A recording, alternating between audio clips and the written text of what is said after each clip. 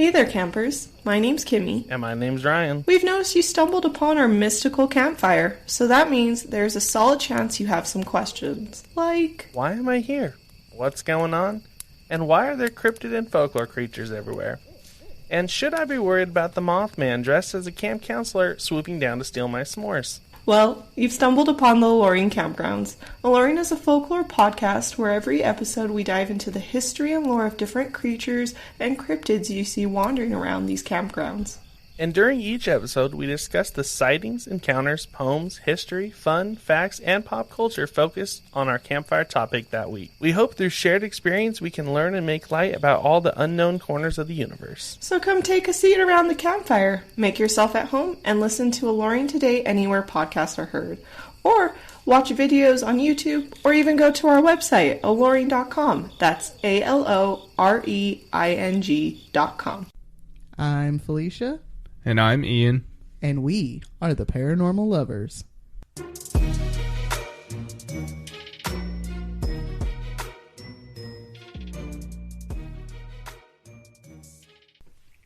Hello, paranormal dudes, dudettes, and dudays. Welcome back to another episode of the Paranormal Lovers. Hi, guys. Hey, guys. Episode 25. Wow, that's crazy. We've had a quarter of 100. One quarter. One quarter. That's bananas. To start it off, we are actually recording on Monday instead of on the weekend because we had a rough weekend. But happy belated Father's Day to all the dads. Yeah, happy Father's Day. Including our own Ian. Thank you. What'd you love about this week? I don't know. It was kind of a rough week. It was. Dig hard. Dig down deep. I mean, today I got to play Diablo. Hey, there you go. I didn't have to go to work, so. There you go. That's good enough. We had nice weather this week. Yeah, we did. It was pretty nice. I enjoyed skating with Patty, too. Yeah, and I enjoyed doing the garden with Patty. Getting out there and planting some veggies. I took my old 80s, well, not an old 80s skateboard. It's actually brand new because Felicia got it for me. But it's a Stranger Things edition of a Santa Cruz skateboard, and went to the skate park and rode around. It was pretty fun. I was impressed watching her on her little Strider yesterday, just taking those hills like it was nobody's business. The kid that was there looked at me like, "What are you riding on?" The one that was on the skateboard or the one on the scooter? The one on the skateboard. He'd never seen a skateboard that style, has he? No. Because he had like the little round one that like flips up on the, or the little oval one that flips up on the end. Yeah, he had a monster with the Spitfire wheels. And then you got like the old school cruiser style, is what they called it, right? No, it's just an old, the older style of skateboard that they used to use in the 80s. It's a dope skateboard. It's the original Santa Cruz style. I was really happy to get it for you, so I'm glad you got some work. Got to use it a little bit. It was fun. I'm just glad I didn't bust my butt. Right. And also, since we are recording on Juneteenth, happy Freedom Day to Happy Juneteenth. My fellow descendants of enslaved people.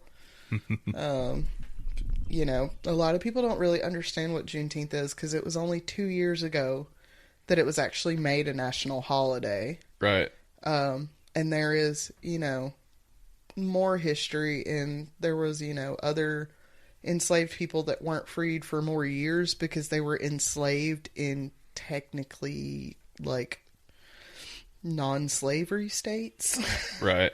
So it took like 6 more years, but this Juneteenth is today that all enslaved people in Confederate states were freed. Right. And it's the day that the last group of enslaved people in the Confederate States, I believe it was Galveston, Texas, they weren't freeing them like they were supposed to. Right. And they finally, someone from the federal government had to go be like, you can't keep people anymore. Yep. So, but yeah, Juneteenth, happy Juneteenth. Alright, so I told you I was going to do a person this week, and I keep talking about a prop. Right. I got a book. Curious.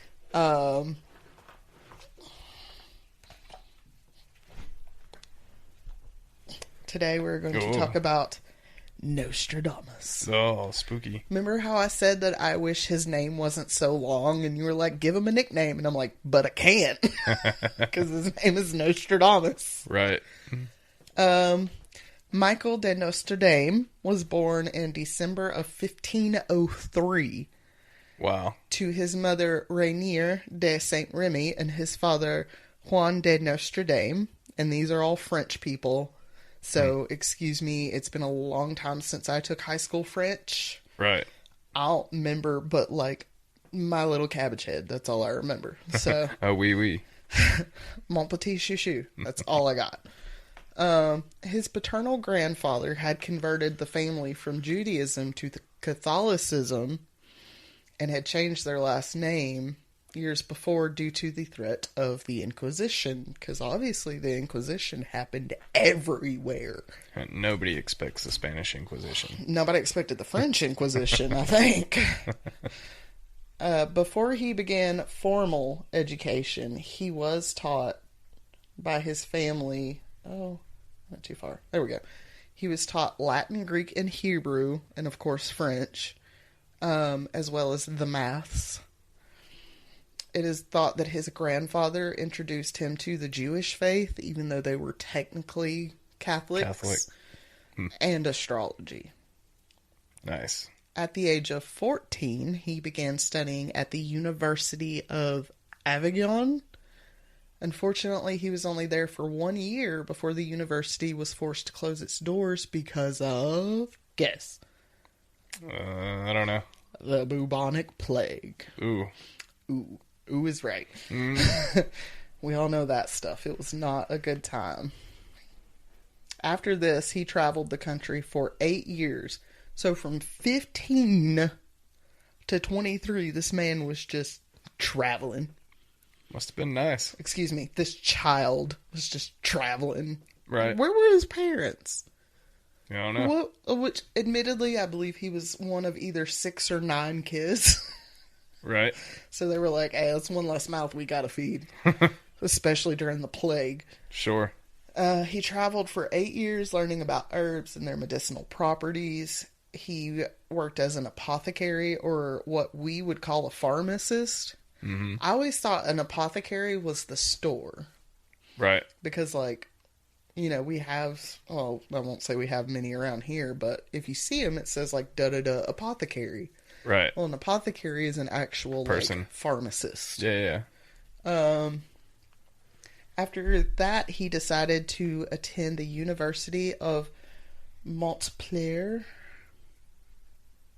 I'm going to get hated on by all the French people because they're like, she can't do that. There we go. To get a doctorate in medicine. Nice. Now, their sources are confusing on this. There are some sources that say he went all the way through the program and got his doctorate. Mm-hmm. And I do believe he did end up getting his doctorate at some point. But there are other sources that claim he was expelled from that school because he had been an apothecary. And back in the day, being an apothecary was considered manual labor and therefore looked down upon by the academic community. Huh. Yeah. That's weird. It is, but it was common back in the day because really only like rich, highfalutin people could go into higher education.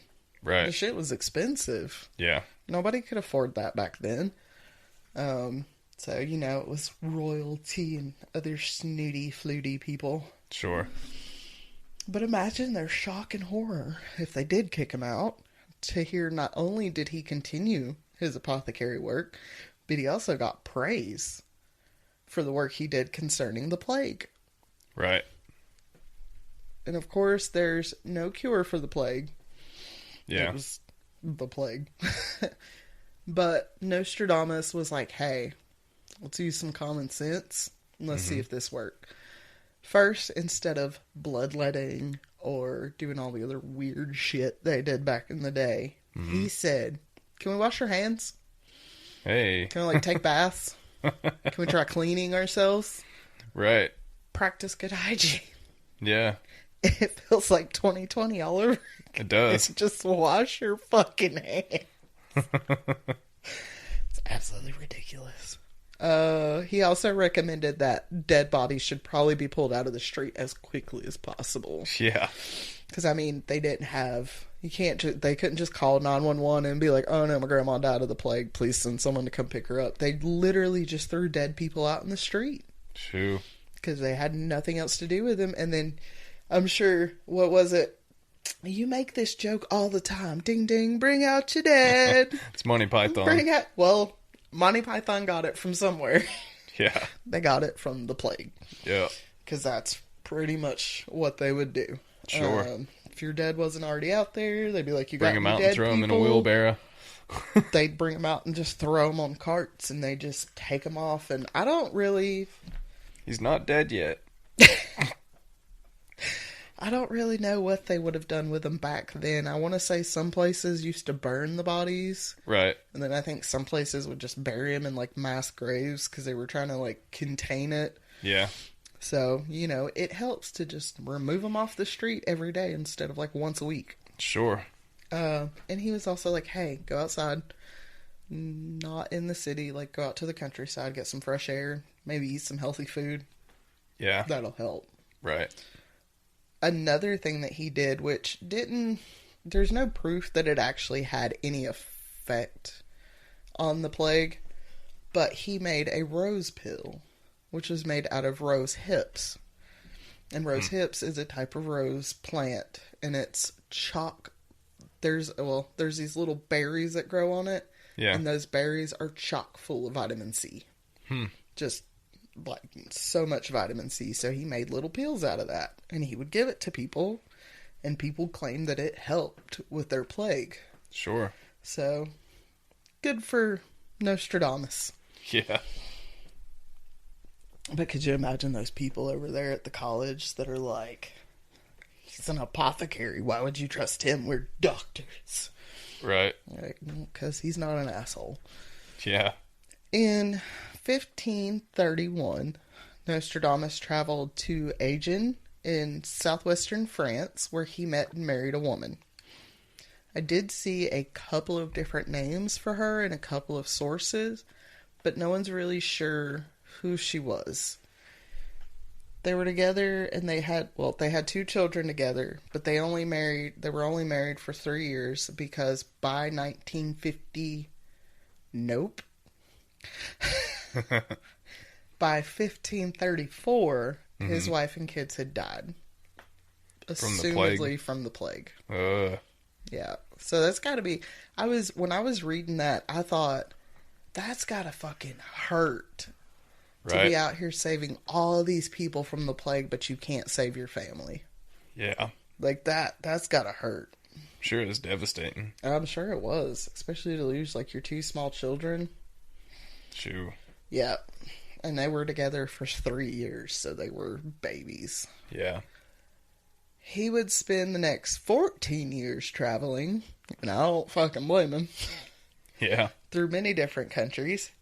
And he helped, of course, he learned all he could, and he helped with the plague wherever he went. I want it to be 19. I'm not used to seeing 15. Right. In 1538, he was charged with heresy. Is that how you say it? Heresy? Yeah.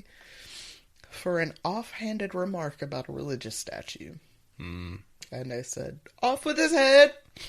Right. But instead of appearing for the Inquisition, he fled and worked his way through Italy, Turkey, and Greece. I don't blame him. I don't blame him. It's kind of like last week with the dogs. They were trying to get the dogs to go chase after the beast, and they're like, we're going to die. And he's like, of course I'm not coming to your Inquisition. You're going to chop my head off.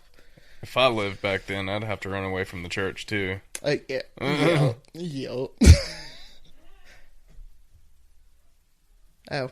I was like, what is that noise? There's people in the living room. It's our kid in the background. This was around the time Nostradamus went from being a man of medicine to trying to hone in on his psychic abilities. Nice. It is said that at one point during his travels, he came up upon a group of Franciscan monks. He prophesied that the one named Felice Peretti would be the Pope. And wouldn't you know it, in 1585, Felice was ordained Pope Sixtus V, fulfilling that prophecy. Like, I'm getting goosebumps already. In 1547, he found a second chance at love, Bill. He settled down in Ceylon de Provence, where he married widow Anne Ponsardi, and they had 6 children together. Wow. These people just popping out babies, which, I mean, honestly, what the fuck else are you going to do in the 1500s? This is true. Like, you ain't got computers and shit. Yeah. No entertainment. No entertainment. Like, after he traveled to Italy again, he again went deeper into the occult. He started to write almanacs, and almanacs were very, very popular back in the day. Sure. We still have almanacs today. You know, the Farmer's Almanac. I love the Farmer's Almanac. It gives you predictions on the weather and stuff for the next year. So still fairly popular, I guess. Sure. He wrote his first one in 1550, and then at least one or two every year after that. All in all, with his almanacs, there were 6,338 prophecies. Wow. And he made 11 annual calendars. Wow. Man was busy. That's a lot of prophecies. That is a lot of prophecies. I didn't know there was that many. And I don't think that includes that book. Right. It was from those almanacs that he began to receive recognition. People would come to him for prophecies, right? They're Sure. like, hey, you made all these books for prophecies. Can you give me a prophecy? Sure. Right. Not a problem.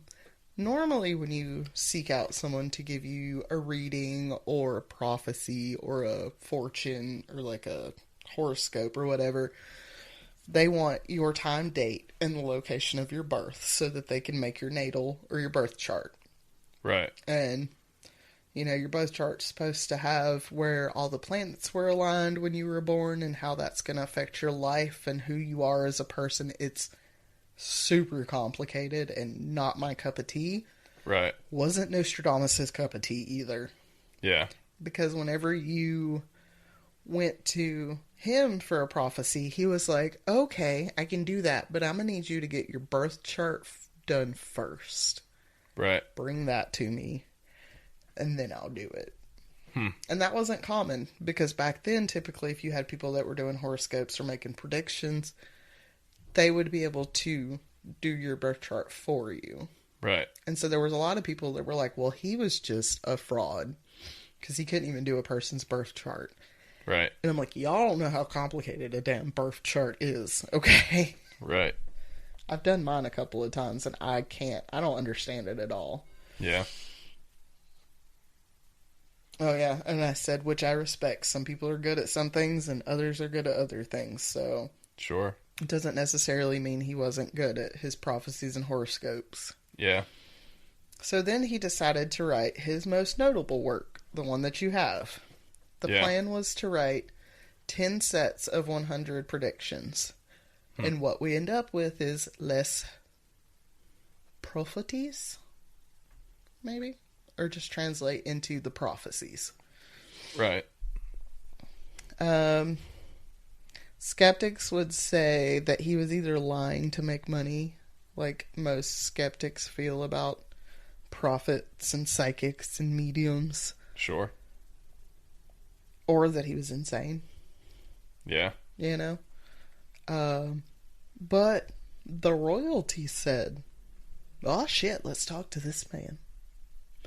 And this is where I'm going to do a shout out for conspiracy theories, because I meant to listen to their 2-parter on Nostradamus, and I just never got around to it. Mm-hmm. So if you want a really, really good, if anybody wants a really good deep dive into him, about his time with the royals, about his prophecies, like, they go deep.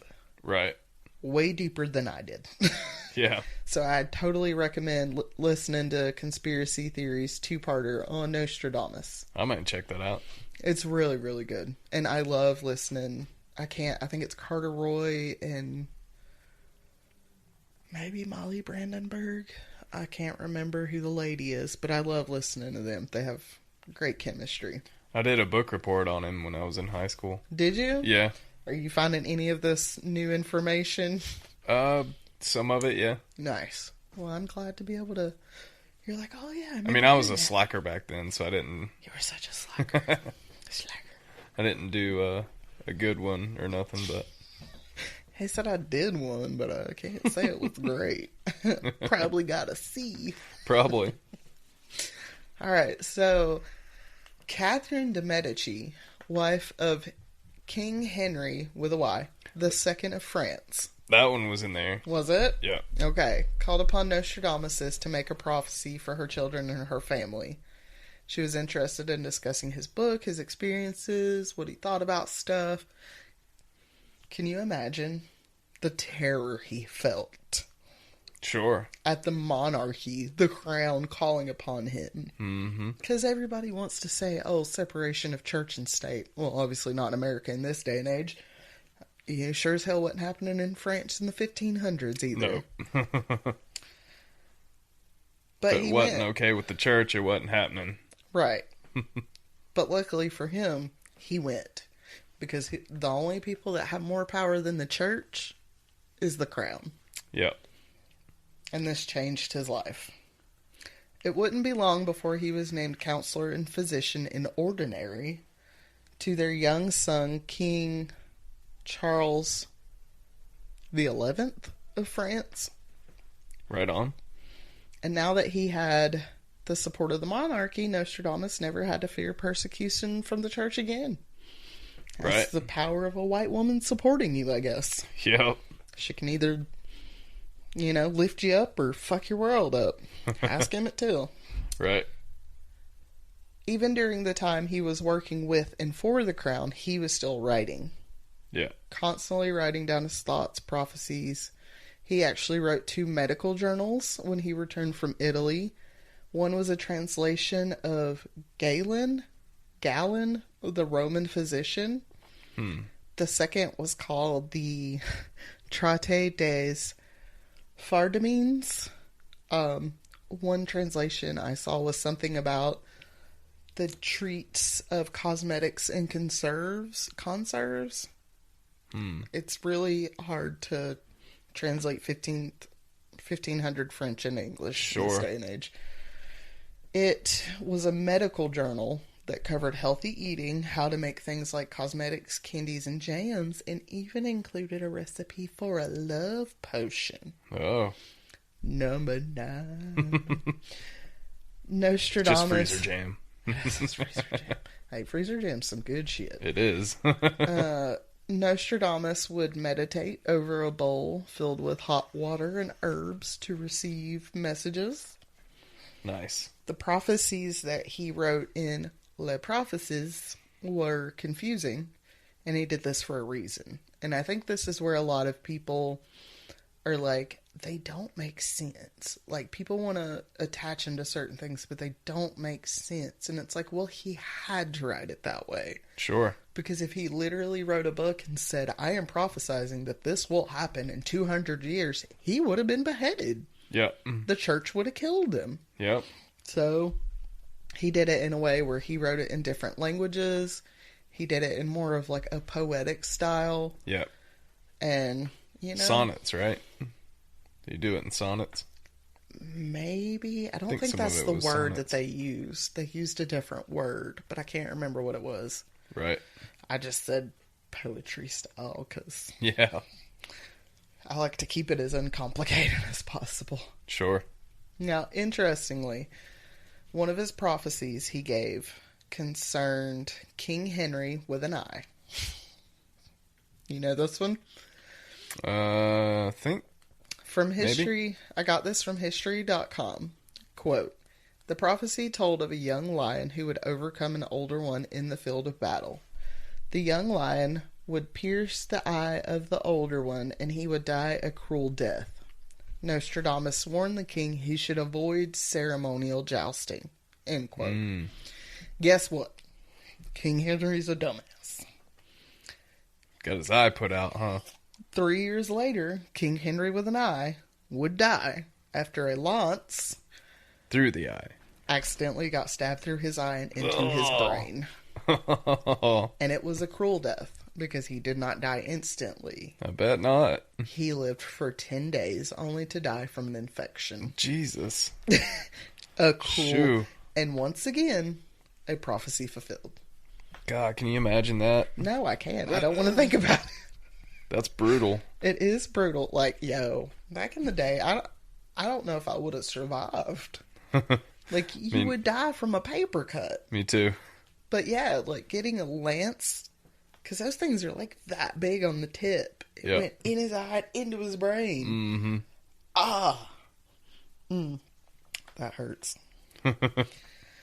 So, a lot of skeptics, they think that maybe he just took parts of the Bible, tweaked them to fit his narrative, or he took a book from other historic people that have already read books like this, or written books like this, sorry.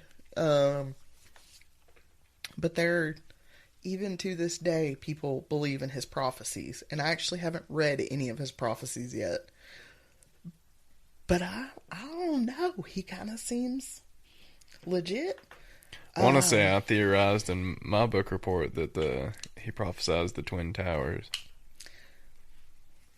To name a few, they believe he predicted the French Revolution, Napoleon, Hitler, the atomic bomb, assassination of JFK, and 9/11. Right.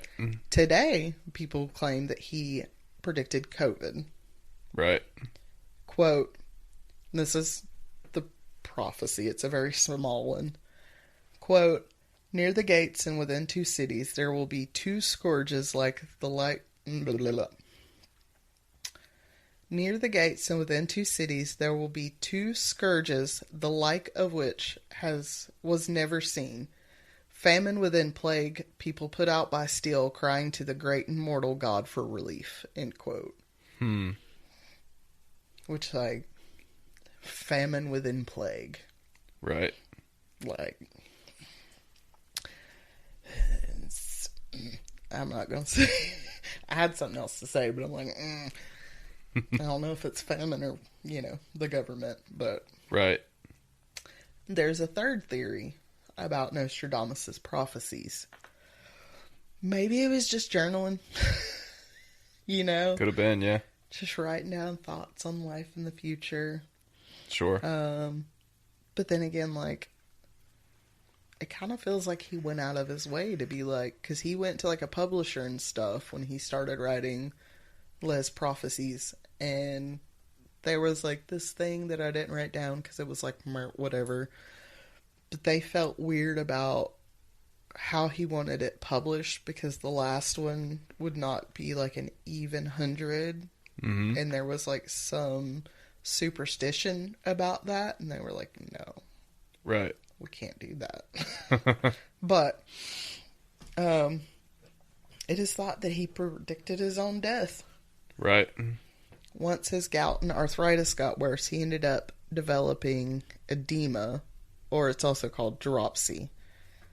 In 1566, he updated his will with his attorney, and on July 1st of the same year, it is alleged that Nostradamus told his secretary, quote, "You will not find me alive at sunrise," end quote. And of course, his prophecy was fulfilled, for the next day he was found dead in his bedroom. Wow. Nostradamus had and still has an effect on the way people live their lives. His predictions have given some people a guide for their lives. Whether it's true or not, man lived one hell of a life.